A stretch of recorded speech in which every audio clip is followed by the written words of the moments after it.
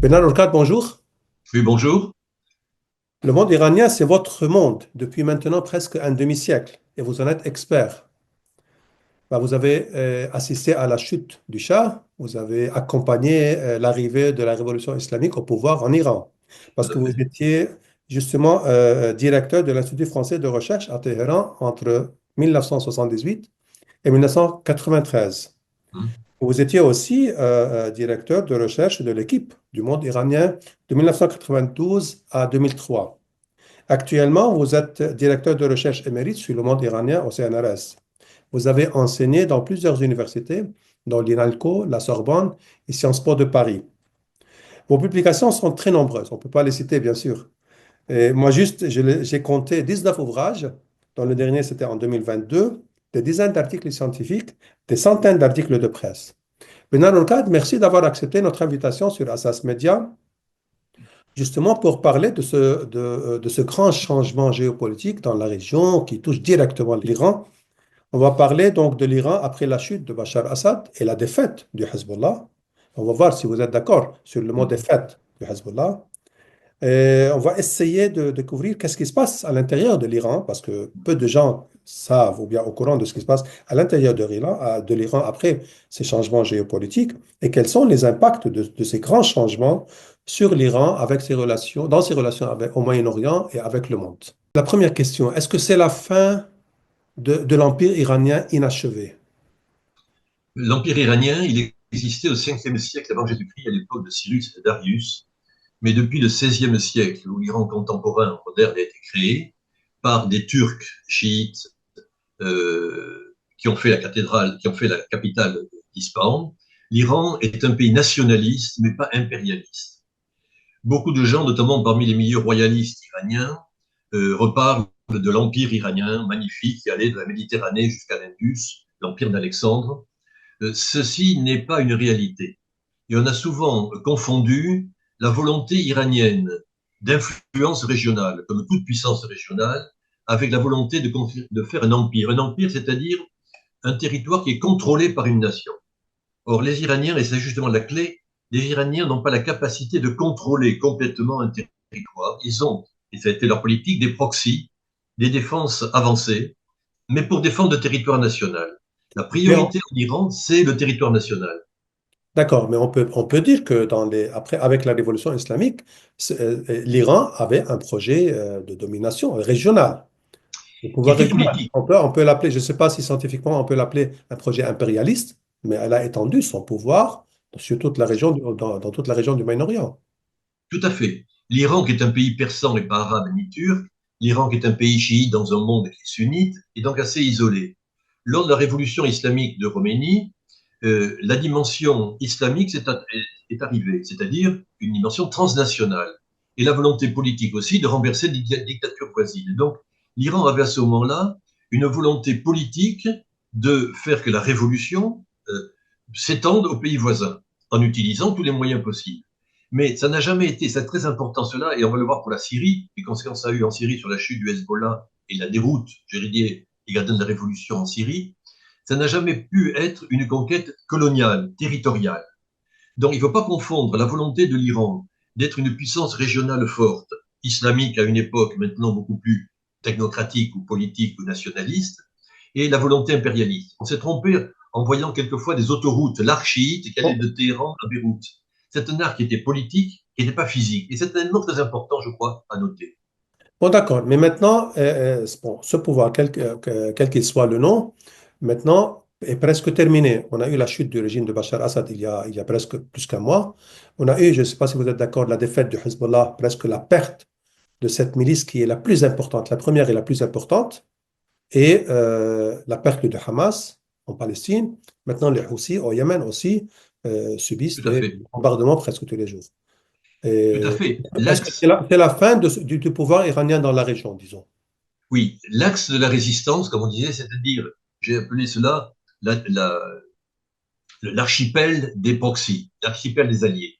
L'Iran n'a pas une conquête territoriale, mais il a dispersé en tout le Moyen-Orient, y compris des milices chrétiennes ou persanophones, qui idéologiquement ne sont pas d'accord avec l'Iran. L'Iran a ainsi des alliés. Ce système-là a disparu aujourd'hui. Pourquoi?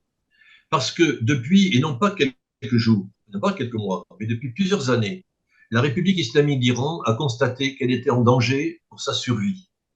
Et ceci a commencé avec le fait qu'en 2018, Trump déchire l'accord sur le nucléaire qui permettait à l'Iran de devenir à terme un grand pays puissant économiquement et un succès politique, et la classe moyenne iranienne aurait pu changer les choses. Cela a fait que, immédiatement, la crise économique est arrivée. Les gens en place à Téhéran ne pouvaient plus contrôler le système, et l'usure du pouvoir, la corruption qu'il y avait en Iran, a suscité des révoltes à n'en plus finir, la dernière étant la révolte des jeunes femmes en Iran. Autrement dit, la République islamique s'est rendue compte, dès l'arrivée au pouvoir de Raïssi, l'avant-dernier président iranien, pas l'actuel précédent, qui est mort dans un accident d'hélicoptère, se sont rendus compte que la priorité n'était pas la conquête de Jérusalem, mais était la sauvegarde de la République islamique. Reprenons en cela le discours de Khomeini en 82, lorsque Israël envahit le Liban et que ça va créer le Hezbollah. Des miliciens iraniens ont pris d'assaut l'aéroport de Téhéran pour prendre des avions pour aller libérer Jérusalem et s'opposer à la conquête israélienne du Sud-Liban. Khomeini a dit, d'accord, il faut libérer Jérusalem, c'est le vœu de tous les musulmans. Mais la voie de Jérusalem passe par Kerbala. L'Iran était en guerre avec l'Irak pour la frontière, pour le territoire. Disons donc à ses amis, d'accord, Jérusalem, c'est une priorité. L'axe de la résistance, c'est une priorité. C'est la deuxième ou troisième priorité. La première, c'est la défense du territoire national. Toujours C'était le cas. pardon, toujours vous parlez vous-même des priorités. Alors, vous m'aviez dit une fois que l'Iran a trois priorités, les proxys, le nucléaire et le régime. Maintenant, il est en train de défendre quelle priorité? Bien sûr, les proxys sont perdus, voilà. Il y a le nucléaire et le nationalisme. Maintenant, il est sur cette ligne de défense, maintenant, l'Iran? Le nucléaire ne fait que partie du nationalisme. Les plus grands partisans du nucléaire iranien sont les royalistes de Los Angeles. Oui. Soyons sérieux. Actuellement, on revient sur la priorité nationale, la sauvegarde des intérêts nationaux, qui a été le cas en 1980, quand Khomeini a dit effectivement, il faut d'abord défendre l'État iranien, c'est nécessaire avant que la République islamique soit défendue. Ça a été le cas en 2003, puis surtout en 2015, l'accord du JCPOA et l'accord sur le nucléaire. C'est dit, le guide de la République lui-même était opposé à cet accord, donc par principe. C'était dur, c'était une défaite face aux États-Unis. Il n'y avait pas le choix. Pour sauver la République islamique, il fallait faire un accord avec les grandes puissances sur le nucléaire. Autrement dit, aujourd'hui, on a un repli sur le territoire, un repli sur le nationalisme. Et c'est très important de voir cela, parce que ce n'est pas le seul pays. Aux États-Unis, vous avez un monsieur Trump qui dit Make America Great Again. Revenons sur le territoire américain. Et on va le voir sur la Syrie, c'est un peu la même chose. Mais quel Autrement dit, on a régime un maintenant? repli sur le territoire. Oui, mais quel régime en Iran maintenant va protéger ce nationalisme, va défendre ce nationalisme? Le même régime? Ou bien peut-être on aura un nouveau régime en Iran? C'est là la chose importante. Vous avez très justement signalé que l'Iran avait une politique d'expansion, d'influence régionale très importante, un axe de la résistance. Il soutenait financièrement et militairement, notamment le Hezbollah, qui était un succès politique remarquable pour l'Iran. Il a perdu tout cela en quelques heures, en quelques mois. Le choc est terrible. Le choc est d'autant plus terrible qu'aujourd'hui, en Iran, les gardiens de la révolution ne disent rien, pas de commentaires. Or, ça a été la déroute des gardiens de la révolution, qui étaient le bras armé de l'Iran pour avoir une influence des outils au Hezbollah, au Hamas, au djihad islamique ou dans les milices qu'il y avait en Irak. Autrement dit, c'est une défaite politique importante. Mais les gardiens de la révolution sont divisés, c'est ça la chose importante. Ce qui vient de se passer avec le Hezbollah était prévu déjà à l'avance. Le gouvernement de Raïssi avait donné comme priorité les relations avec les pays voisins, avec l'Arabie saoudite. Et la relation avec l'Arabie saoudite depuis 2023, avec l'appui de la Chine, était plus importante que le Hezbollah. J'ai eu l'occasion de sonder des amis du Libanais sur cette affaire-là. Ils m'ont dit l'Iran est en train de nous lâcher. C'était il y a 2 ans de cela. Il y a 2 ans. L'Iran est en train de nous lâcher. La priorité de l'Iran, c'est défendre son territoire, défendre la République islamique. Aujourd'hui, nous avons été créés, nous autres, les proxys, pour défendre l'Iran à l'extérieur, la guerre Irak-Iran, puis la guerre contre l'impérialisme américain, contre Israël. Mais aujourd'hui, cette guerre s'est terminée, Daesh s'est terminé, on n'a plus besoin d'avoir des milices en Irak. La priorité, c'est le territoire national. Un changement de géopolitique. Vous avez dit que maintenant les conservateurs sont divisés. Sont divisés sur Oui. quoi? Divisé sur le fait que très longtemps, ils ont eu l'opposition à Israël, l'axe de la résistance comme un des fondements idéologiques importants. Et cet axe s'est effondré. Or, ils vivaient avec une illusion de pouvoir s'installer en Syrie, de faire autour de Damas une communauté chiite et persane. On sait qu'ils sont installés physiquement, en achetant des terrains, des hôtels, des entreprises.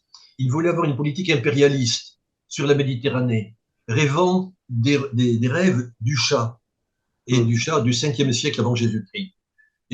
Or, ils n'avaient pas du tout cette philosophie. Personne ne les suivait en Iran. C'était décrié. Les Iraniens en Iran, pourquoi aller s'installer à Damas? On n'a rien à faire à Damas.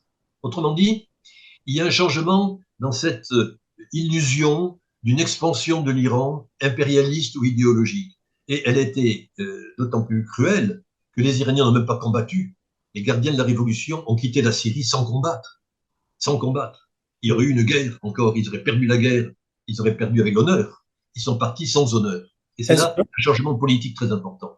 Est-ce que le guide suprême de la révolution maintenant, Khamenei, il arrive à gérer les divisions internes entre, voilà, vous dites les conservateurs sont divisés, bien sûr, entre les conservateurs et les réformateurs, bien, parce que bien sûr, après tout ce qui s'est passé, il y a un grand débat, mais on n'entend rien. Est-ce qu'il arrive à gérer Exactement. tout ça maintenant, le Khamenei? Ce qui est intéressant, c'est le silence. En Iran, personne ne dit rien aujourd'hui. Tout le monde dit, c'est parce que Bachar nous a trahis et a été avec les Israéliens et nous ont trahis avec les Israéliens. Ils reportent la faute sur les autres, ne font aucune analyse directe. Mais le guide de la République islamique, depuis plusieurs années, et ça a été renforcé avec l'arrivée au pouvoir de Pezeshkian, le dernier président réformateur, qui a pour priorité absolue la levée des sanctions économiques, de restaurer l'accord sur le nucléaire d'une façon ou d'une autre. La priorité là, et le guide le soutient. Il a été élu avec le soutien du guide. Et aujourd'hui, toutes les mesures prises par les réformateurs qui disent la priorité de l'Iran, c'est la levée des sanctions économiques et non pas la libération de Jérusalem. Et Ceci, le guide l'accepte aujourd'hui. Et c'est ça qui est très Est-ce important. et est-ce qu'ils vont arriver à lever les sanctions après l'entrée de Donald Trump dans quelques jours dans la Maison-Blanche et après la pression des Israéliens, maintenant, surtout de Netanyahu, de donner un coup encore dur militaire contre l'Iran? C'est la grande question. Mais je pense personnellement que Trump, qui n'est pas un idéologue, c'est un pragmatiste, affairiste, businessman, allez, il a bien dit, je ne cherche pas un changement de régime en Iran, je ne veux pas de guerre avec l'Iran ou avec n'importe quel pays. Autrement dit, l'arrivée de Trump va mettre une certaine nouvelle rationalité. Et aujourd'hui, pour lever les sanctions, qu'est-ce qui empêchait que l'Amérique et l'Iran aient un accord? À cause du Hezbollah, à cause du Hamas, à cause des proxys. Ces proxys n'existent plus. L'Iran aujourd'hui dit, quel proxy? Je n'ai plus de proxy. Maintenant, l'Iran a délaissé complètement ses proxys. Je On ne comprends. délaisse, on n'abandonne jamais complètement un réseau, bien évidemment. L'Iran dispose toujours, avec le Hezbollah, de missiles très efficaces contre Israël. Il a encore les outils, il a des milices, mais la volonté de revenir sur le territoire national, on le voit avec le Hezbollah aujourd'hui. Le Hezbollah n'a plus la capacité militaire qu'il avait il y a 3 mois. Il vient pour plusieurs d'entre eux, de voter pour le nouveau président libanais. On revient sur un parti libanais qui cherche à prendre le pouvoir au Liban. On le voit en Syrie, on le Mais voit en réellement, Irak. mais réellement, l'Iran doit abandonner parce que la Syrie, maintenant, il n'y a plus Bachar al-Assad. La route est coupée. Deux, au Liban, le Hezbollah est sous surveillance, mais très, très, très précis, très élevé, que ce soit des Américains et même des Israéliens. Tout à Donc, fait. ah, et le Hamas aussi, bon, ça va de soi. N'a Donc, jamais été sous la garantie. réellement, ces proxys sont abandonnés. Tout à fait. Ils sont morts. Mais ce qui est important, c'est que l'Iran avait prévu cela depuis 3 ans. La prise de distance avait commencé avant. Les Houthis, par exemple, dès que l'accord avec l'Arabie Saoudite s'est passé, il a fallu résoudre le problème des Houthis. Négociation entre les deux. Mais les Houthis n'ont pas été satisfaits de la négociation. Ils ont pris leur indépendance. Les Iraniens disent, les Houthis, on les a armés, financés. Aujourd'hui, ils sont hors de notre contrôle.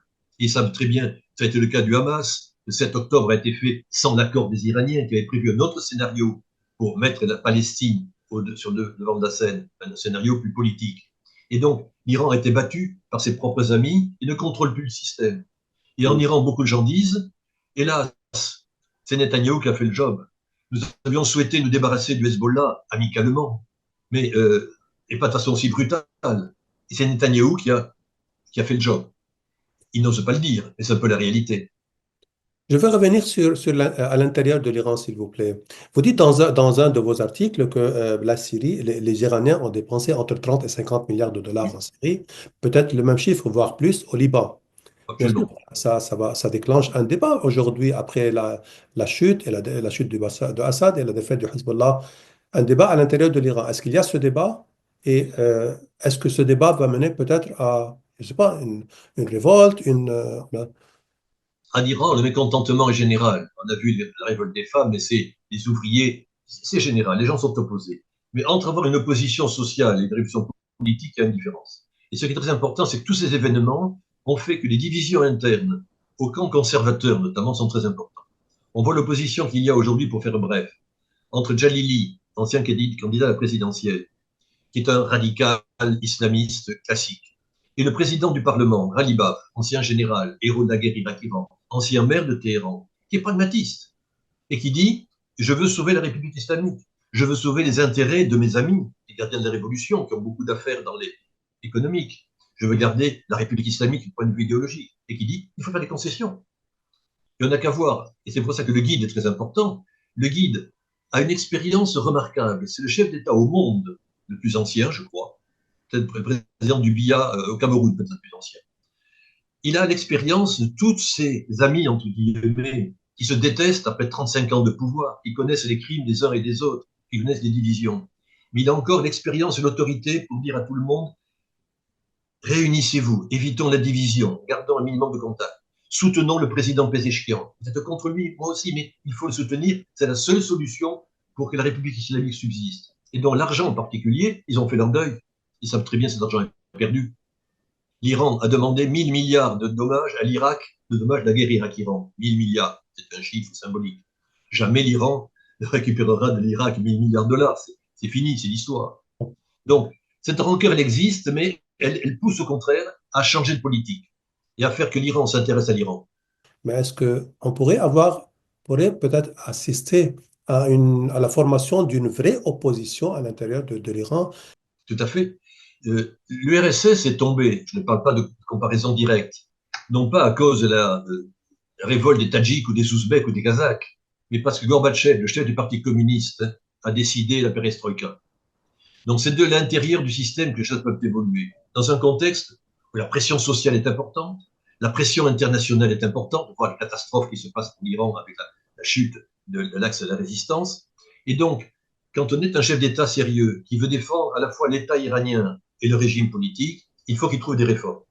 Et c'est là que le gouvernement du Pezeshkian, le président actuel, est tout à fait utile. C'est un bon, le président lui-même est un bon musulman, quelqu'un d'assez modéré, et ce n'est pas une personnalité charismatique, mais qui est capable de faire un consensus pour dire: c'est le seul actuellement capable de pouvoir sauver l'Iran et la République islamique.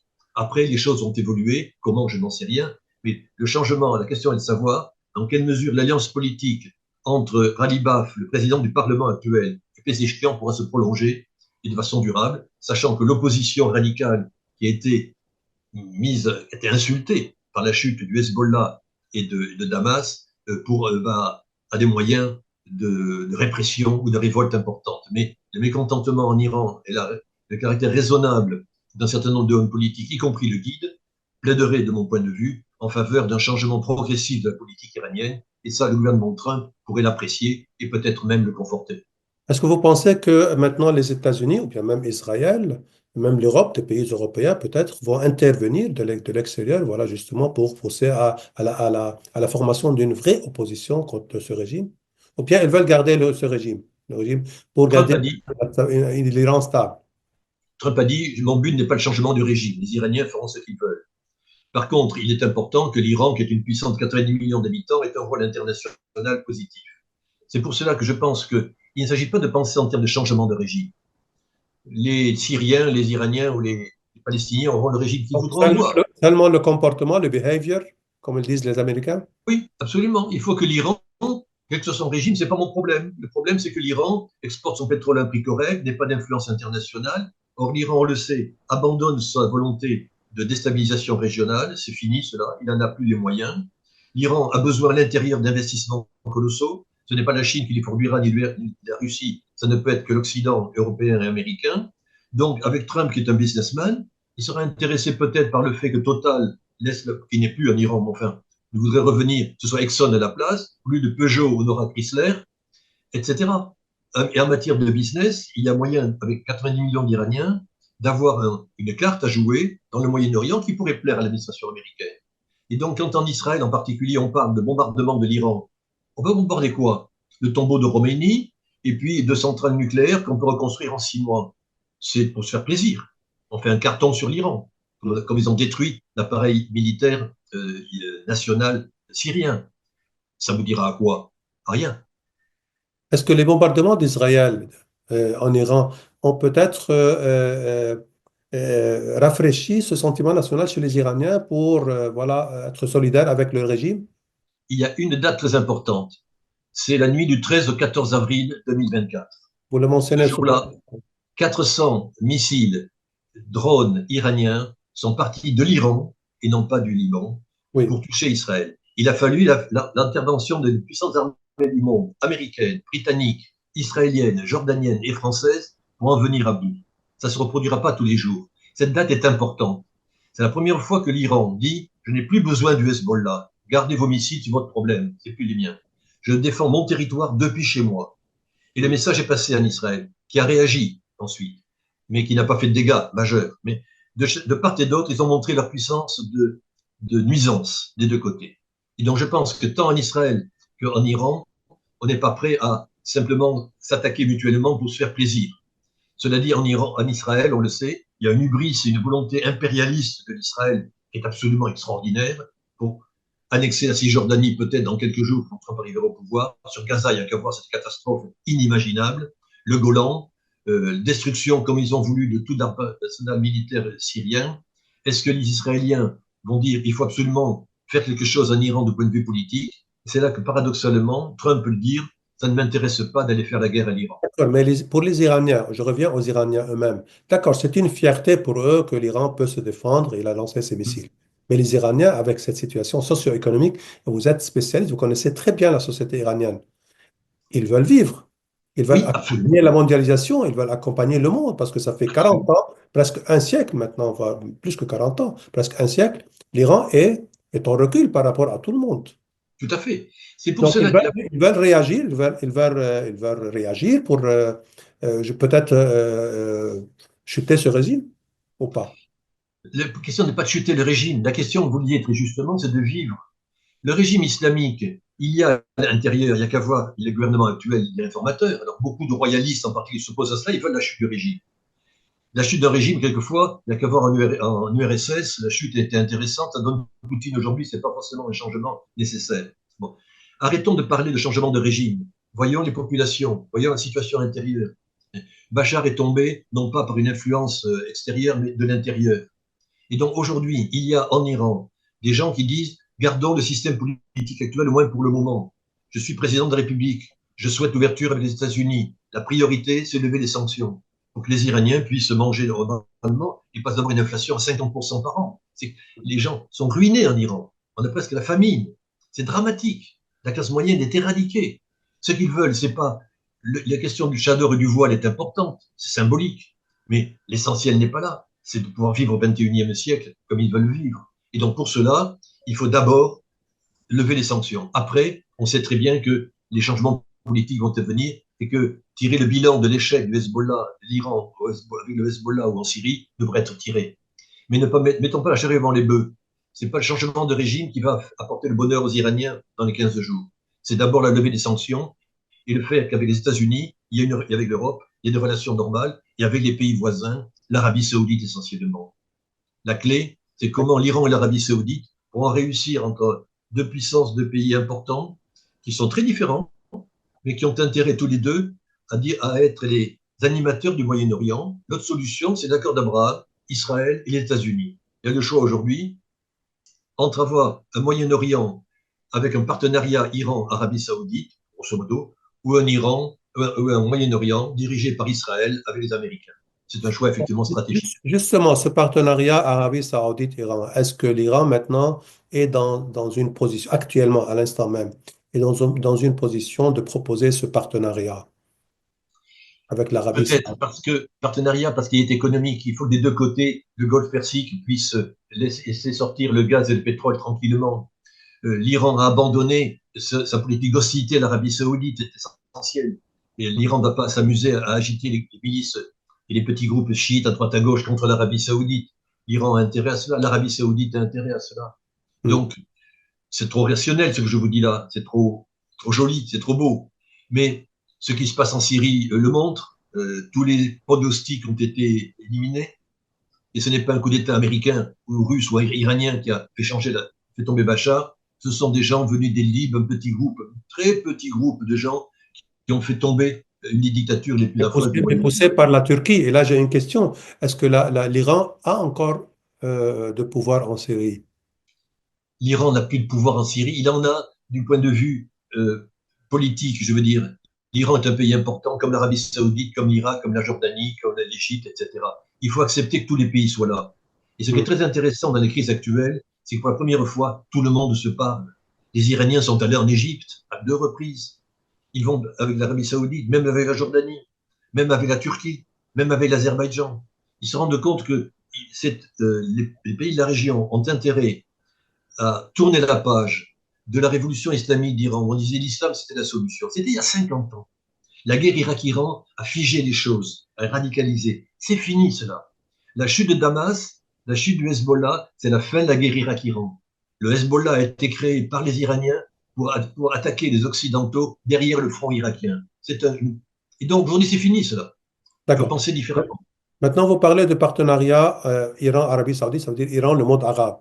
Bon, la base, après justement une quarantaine d'années, presque un demi-siècle, de perturbation des régimes arabes, est-ce que l'Iran maintenant va assurer les pays arabes, va confirmer aux pays arabes qu'il va plus perturber leur régime? Est-ce qu'il est prêt pour ça? C'est la grande question. À mon avis, on est dans une date fondamentale où l'Iran a abandonné sa politique d'expansion idéologique de la révolution de 1979 en envoyant des missiles contre Israël depuis le territoire iranien. Disant aujourd'hui, mon problème, c'est le territoire iranien, 1 600 000 km², 90 millions d'habitants, quelle histoire qu'il a. Donc il faut faire avec. C'est une nation comme une autre. Hmm. Voici l'Iran. Et le passé, c'est le passé. Il y a des séquelles, il y a des rancœurs, il y a tout ce qu'on voudra, mais c'est le passé. On a tourné la page. Mais maintenant, le monde, Ensuite, on assiste à un recul du pouvoir iranien, mais avec un avancement du pouvoir israélien dans le Moyen-Orient, tout à et fait. du côté de la Syrie aussi un avancement du pouvoir turc, un retour de l'ottomanisme peut-être, entre guillemets. Alors bon, comment vous voyez ça? Mais justement, j'ai commencé cette discussion tout à l'heure en disant ne passons pas de l'Iran avec le système politique de l'empire iranien du 5e siècle avant Jésus-Christ de Darius. Ne pensons pas la Turquie avec l'empire ottoman. Il y a ce rêve ottoman, forcément.